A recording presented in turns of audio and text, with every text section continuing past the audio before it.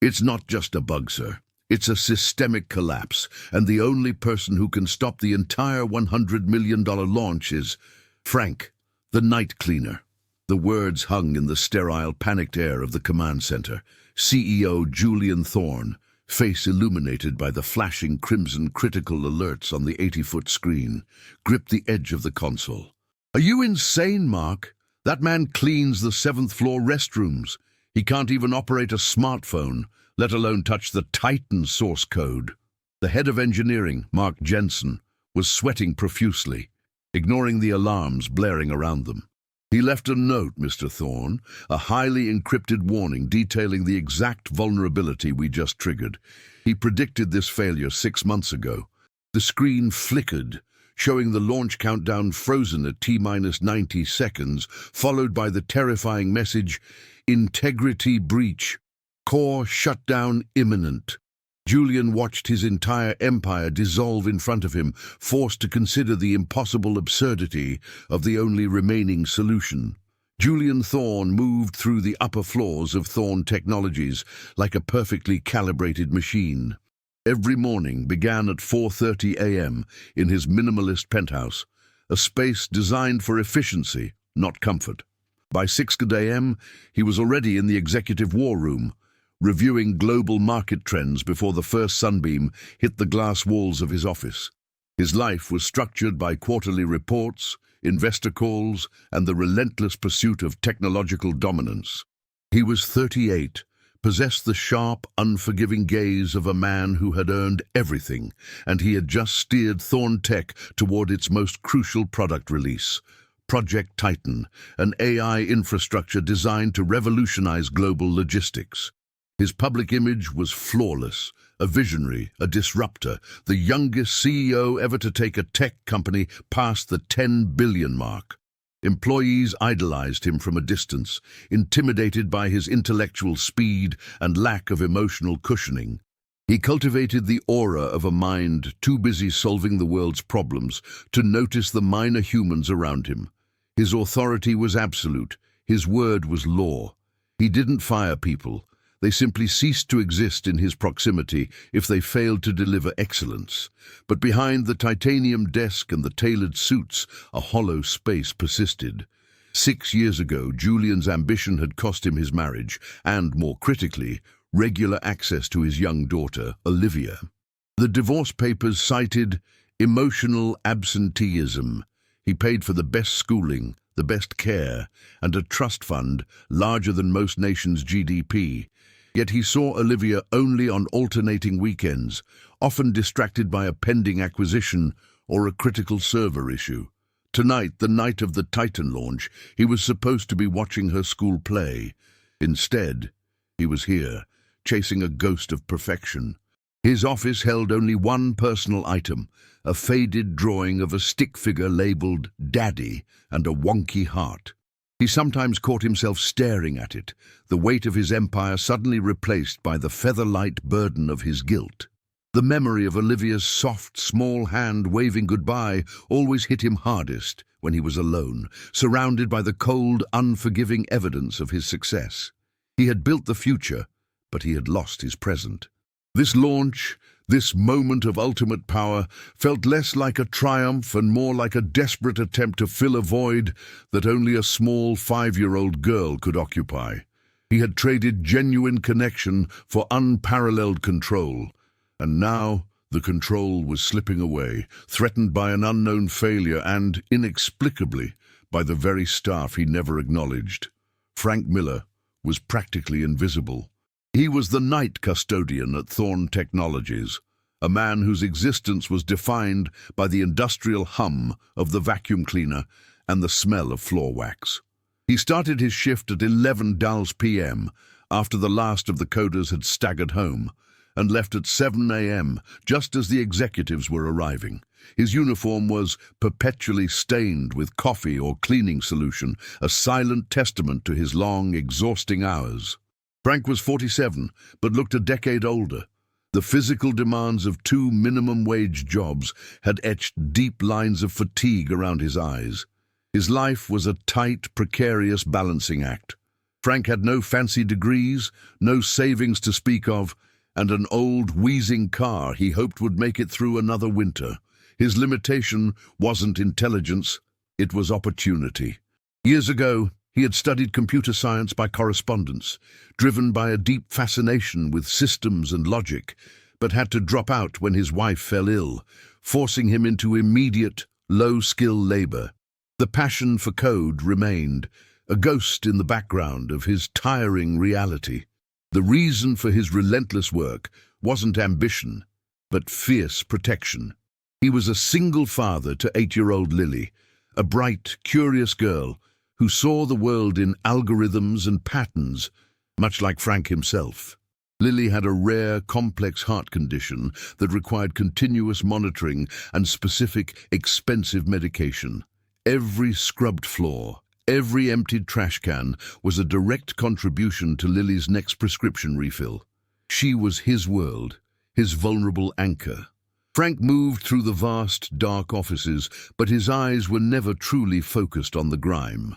They absorbed the environment. He watched the discarded whiteboards, the hastily typed notes left on screens, the terminal configurations the engineers thought they had secured. And because he saw the silent, complete picture, not just the code fragments, but the underlying system architecture, the network traffic patterns, the human errors, he began to see things others missed. For months, as he polished the floors around the Project Titan server racks, Frank had noticed a minute, almost rhythmic fluctuation in the power consumption, a ghost process consuming bandwidth at odd hours. He had casually mentioned it to a low-level network administrator who had chuckled and dismissed him. "You can't code, Janitor. That's just background calibration." Frank knew, with the cold certainty of a man who understood logic gates, that it wasn't calibration. It was a latent vulnerability, a structural flaw built deep into the Titan's core architecture, and he knew it was about to be exploited. He knew of the danger, but the scope of the potential disaster was something he still hadn't fully grasped. If you're reading this, tell me where you are watching from. The first time Julian truly saw Frank, it wasn't a visual recognition, but an olfactory one. It was 3 a.m., 3 weeks before the launch. Julian, driven by a surge of nervous energy and a need to personally review the Titan server cluster, had taken the private elevator down to the sub-levels. The air usually smelled of ozone and cooled electronics, but tonight, a faint, clean scent of citrus-based disinfectant wafted through the hall. Julian found Frank near the main server array, meticulously wiping down the exterior panels. The custodian was humming a quiet, off-key tune, oblivious to the presence of the CEO. Julian felt a flicker of annoyance. The man was physically too close to millions of dollars of unprotected infrastructure. "Move it, Miller," Julian snapped, not even needing to look at the name tag to know who he was addressing. "Don't touch the racks. This area is highly sensitive." Frank flinched, his head snapping up. He wasn't surprised by the dismissal. It was the standard currency of his existence. "Sorry, Mr. Thorne," he mumbled, moving his mop cart precisely 3 feet away, just outside the invisible line of Julian's comfort zone. As he retreated, Julian noticed Frank's gaze wasn't on him, or even on the floor he was scrubbing, but fixed intently on the status indicators flashing on the main Titan diagnostic screen. Julian watched him for a beat, puzzled.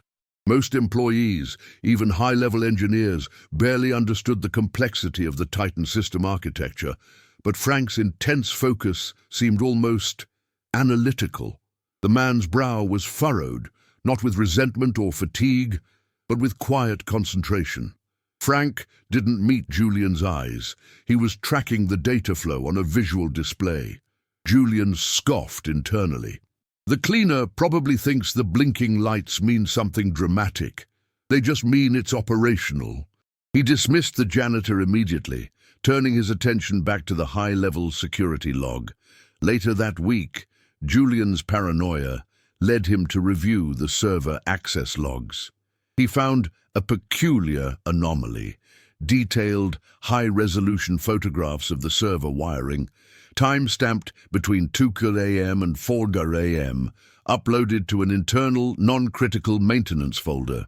The metadata showed the images were captured by a low-grade phone camera. Julian assumed it was a careless night technician. He ordered the photos deleted and sent out a company-wide, passive-aggressive memo about security protocols and unauthorized documentation. He never considered the quiet man with the mop, who was merely documenting his cleaning schedule but, in the process, had inadvertently catalogued every wiring error and cooling system deviation. The CEO saw a threat to security. The janitor saw a building failing subtly around the edges. Their paths had crossed, defined by the barrier of their stations, but Frank had seen the core of Julian's work, the vulnerability, while Julian only saw Frank's shadow. Something was definitely about to spiral out of control. The night before the Project Titan launch, the tension inside Thorn Technologies was thick enough to taste. Frank was on the 10th floor, detailing the CEO's private lounge, a space he rarely touched. His hands were automatically polishing the glass table, but his mind was elsewhere. For weeks, the low-level systemic anomalies he had detected, the subtle power dips, the rogue packets of data escaping the network perimeter, had become more pronounced. Tonight, they spiked. As he emptied the shredder next to Julian's desk, Frank found something crucial and deeply disturbing, a stack of printed code snippets, seemingly thrown away in haste. They weren't random. They were fragments of the Titan's core encryption key, printed in reverse order and discarded. An ordinary janitor would see trash. Frank saw a deliberate act of sabotage disguised as distraction. Someone was testing the limits, probing the defenses, and they were operating from inside the building, possibly in a position of high trust. The sight of the code hit Frank with a cold, terrifying clarity. If this vulnerability was exploited during the highly publicized live launch sequence tomorrow, the resulting failure wouldn't just crash a system, it would erase Thorn Tech's market value instantly and, far worse, expose the personal data of millions of beta testers. Frank's hands started shaking. He carefully smoothed the crumpled papers, recognizing the pattern. A classic buffer overflow setup, meticulously constructed to look like a random failure under extreme load. He knew the sequence to stop it, the specific patch that needed to be injected at the core level. He had debugged similar, albeit smaller, vulnerabilities in his old coding textbooks. He faced an agonizing internal conflict. If he reported this, who would he report to? He was Frank Miller, the man who cleaned the toilets. He'd tried to warn the mid-level network guy, who had laughed in his face. If he brought these scraps of paper to Julian Thorn, he'd be instantly dismissed, perhaps even accused of corporate espionage just for possessing classified trash. His single source of income, the crucial lifeline for Lily's medicine, would vanish. But the alternative was worse. If the launch failed, the ensuing chaos would hurt thousands, and Frank felt a powerful, almost moral obligation to the cold, elegant logic of the code itself. The code demanded perfection, and this corruption was an insult to the entire system. He looked down at the key fragments in his hand. He was terrified of the consequences of speaking up, but the silent injustice of letting such a catastrophic failure happen was a deeper fear. He didn't act immediately. He spent the next 3 hours wrestling with the weight of the secret, waiting for the perfect, terrifying window to make his move. The night deepened into a breathless stillness. Frank knew he couldn't confront Julian directly. He needed undeniable proof that could survive the CEO's inevitable dismissal. He slipped into the deserted engineering lab on the 7th floor, his heart hammering against his ribs. The air was tense with anticipation for the morning launch. He pulled out his battered, decade-old laptop, the one he used for Lily's schoolwork and his forgotten coding practice, and connected it to the lab's secure network port. This was the point of no return. Any unauthorized access logged here was a felony. If caught, he wouldn't just lose his job, he might lose his freedom, leaving Lily unprotected. Working entirely in the darkness, illuminated only by the faint glow of the screen, Frank began to type. His fingers, calloused from scrubbing brushes, moved with a surprising speed and precision across the keyboard, executing commands that spoke of deep, intuitive understanding. He wasn't hacking the system. He was communicating with it, tracing the path of the intended exploit based on the shredded key fragments. He didn't inject a patch. That would be too visible. Instead, he crafted a Trojan horse warning, a highly compressed, encrypted message embedded deep within a non-critical maintenance log file, set to trigger only if the buffer overflow attack commenced. The message was concise, technical, and devastatingly accurate, detailing the specific line of faulty code and the exact counter-sequence needed to stabilize the system. He signed it simply, FM. As he was finalizing the upload, a security patrol turned the corner. Frank froze, his breath catching in his throat. He yanked the cable, slammed the laptop shut, and slid it into his custodial cart just as the officer rounded the partition. "Evening, Frank," the guard said, bored. "Long night?" "The launch tomorrow," Frank replied, his voice strained but steady. "Got to make sure everything looks perfect for the cameras." The guard nodded, accepting the mundane excuse. As soon as the patrol passed, Frank retrieved his cart, his skin prickling with the narrow escape. He had placed the evidence not where it would be seen, but where it would be needed, hidden in plain sight. He had staked his entire future and Lily's welfare on the hope that someone with enough technical knowledge, someone like Mark Jensen, the head of engineering, would see the impending doom and locate his hidden warning in the chaotic moments of the launch failure. The silence in the hallway felt heavy and ominous, the calm before the corporate storm.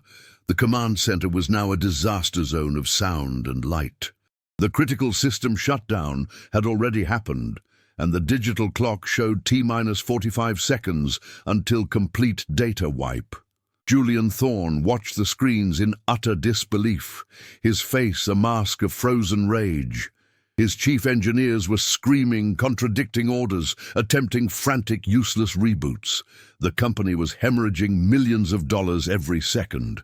Mark Jensen, the head of engineering, was the only one semi-composed, desperately scrolling through the system logs, searching for the source of the anomaly. He was about to declare a total loss when a blinking, almost invisible flag in a deeply nested maintenance file caught his eye. It was labeled Custodian Report Urgent. "Mr. Thorne, look at this. It's not a virus. It's an exploit, a buffer overload," Mark shouted, pulling the message onto the main screen. The encrypted file flashed open, revealing the highly technical, precise warning code signed FM. Mark read the analysis aloud, his voice rising in astonishment. "This details the exact zero-day vulnerability. It says the malicious code is hidden in the core initializer package, triggered by the load surge." Julian stormed over, shoving engineers aside. "Who is FM? Find him! Is this a ransom attempt? Security, locate this account now!" Mark ignored the command, already typing furiously. "Sir, forget the sender. This analysis is perfect.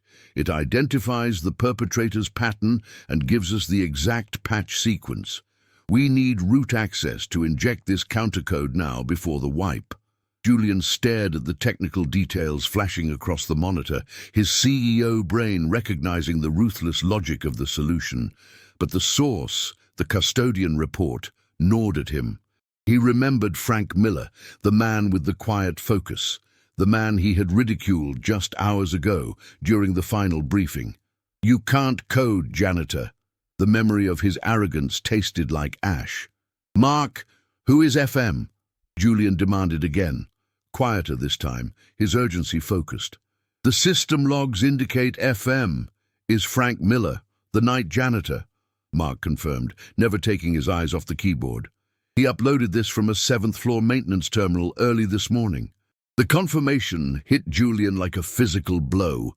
The very man he considered socially and intellectually beneath him had possessed the foresight and skill to save his entire operation while his $100 million team of Ivy League graduates had failed.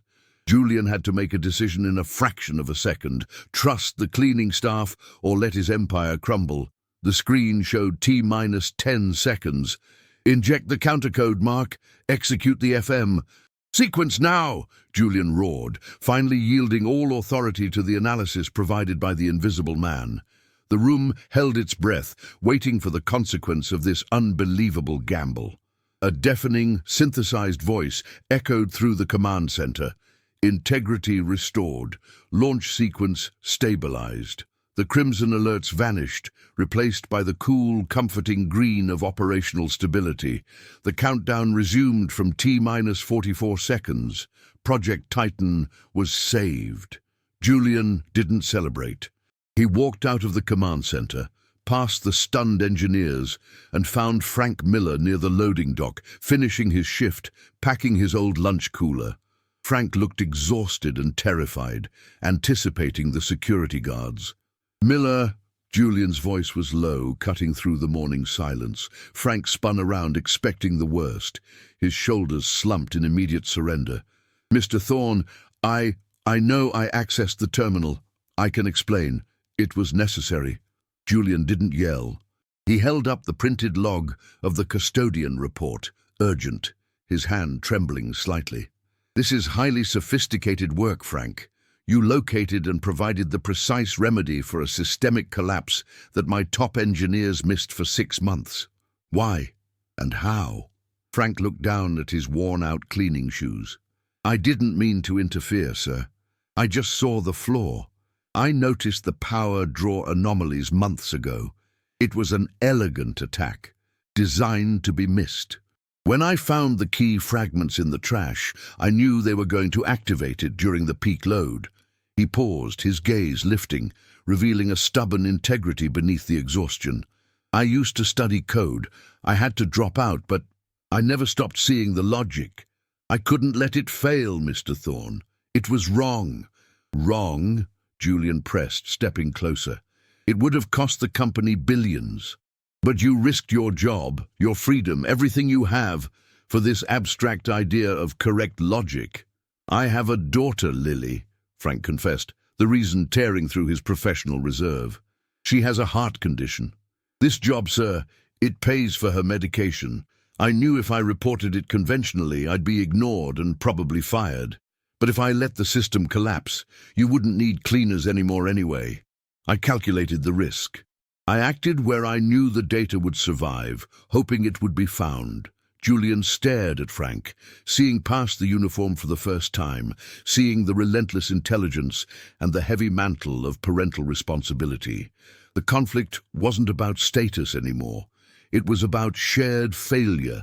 Julian's arrogance had blinded him to internal threats. Frank's poverty had forced him into silence until the last possible moment. The truth was simple. Frank was a better coder than half the people Julian paid 6-figure salaries. The lie of Julian's meritocracy, that power-equated competence, had just crashed and burned, saved only by the man he consistently mocked. The aftermath of the averted disaster was swift and painful. The immediate consequence was the exposure of the corporate saboteur. Eric Vance, a disgruntled chief architect who had recently been passed over for promotion, revealed through the trace log Frank's countercode had identified. Vance was immediately arrested. The humiliation etched deep onto Julian's reputation for infallible staff selection. Justice, however, was brutal for the complacent. Julian ordered a complete overhaul of the engineering department.